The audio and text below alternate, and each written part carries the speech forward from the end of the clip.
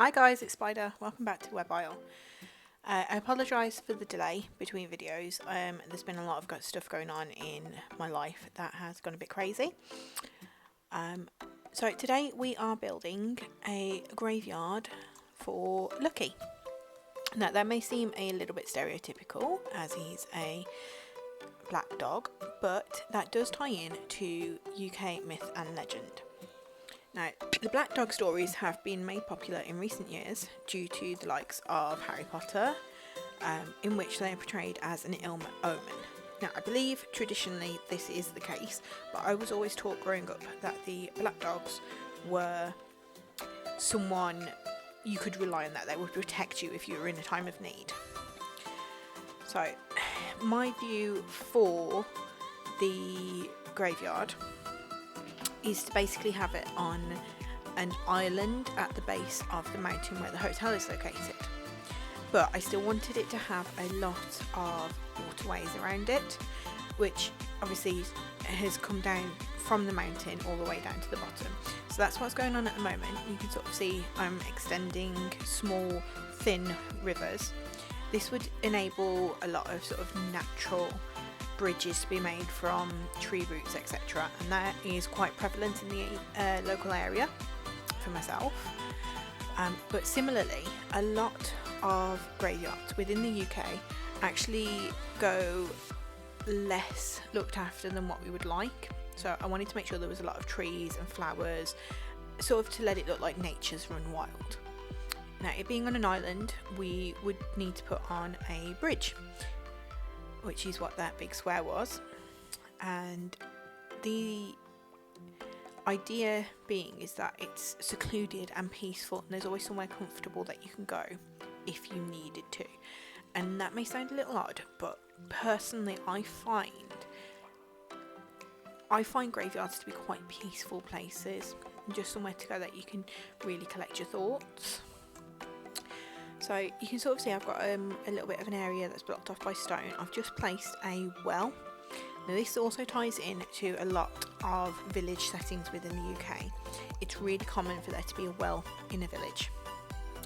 There is one not far from where I live, which is actually in my neighbour's backyard, but originally it would provide the water for the whole village. And you can sort of see I'm just making a few memorial stones and pots, etc., which I would like to represent urns. Again, that ties in quite closely to my family, as about half of my family have been buried after passing and half of them were cremated. It might seem like a really morbid topic, but we are very open in our family about passing on, and I've never felt really uncomfortable, I suppose is the word. So I wanted to make sure I had some representation for my family in this build by including things like the pots and the actual tombstones as well. So you can see here I'm just extending the water. I wasn't really sure on what sort of shape I wanted it to go, and it's obviously quite difficult because you have to have quite a wide space for the bridge.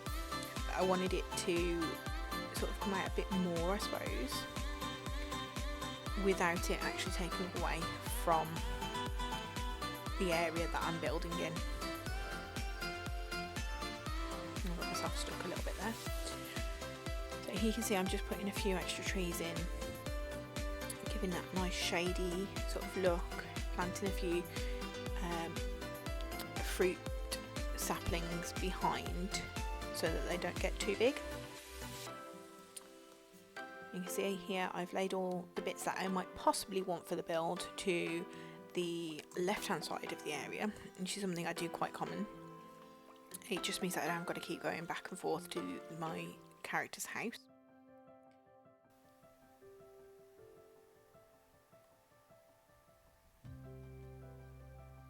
So I've just put in a few cobblestones down, again giving it sort of that same feel that the rest of the island has got.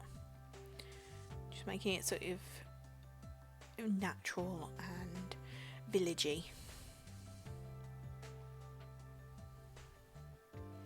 There's a little reading nook area.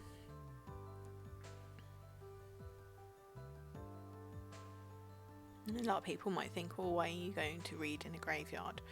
But again, as I said, I do personally find them quite peaceful, and I think they're really nice areas to just sit and gather your thoughts.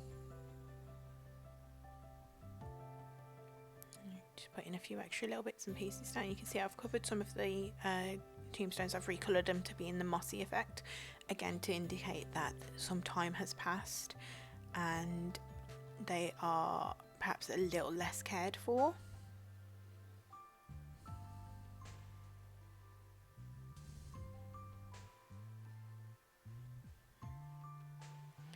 You can see I'm just putting down some more stones, just filling up the area with decorative ideas.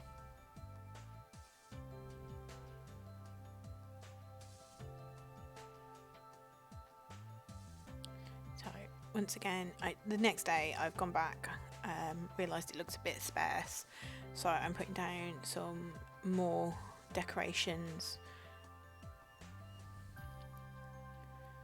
more bug models, etc. I wanted it to be, like I said, a place where nature's gone back to its roots.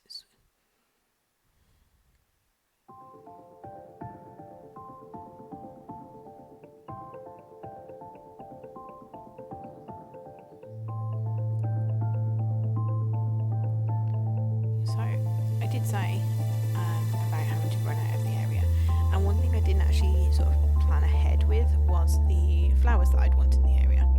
I've tried to go with my whites and blues and purples again, because those are the theme colours of Webb Isle, but I wanted them to be more muted, darker sort of shades, so that's why I've used purple roses.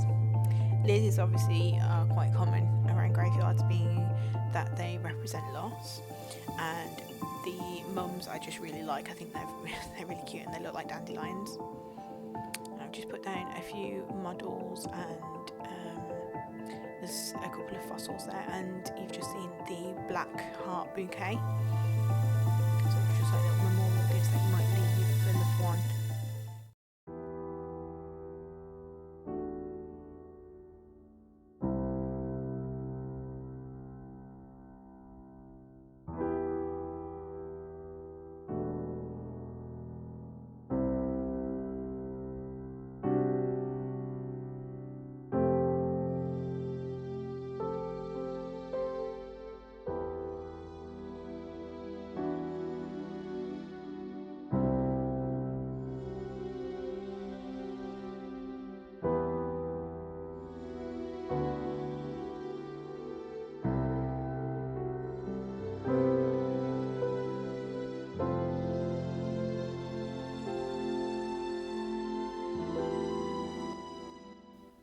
Thanks for joining me today.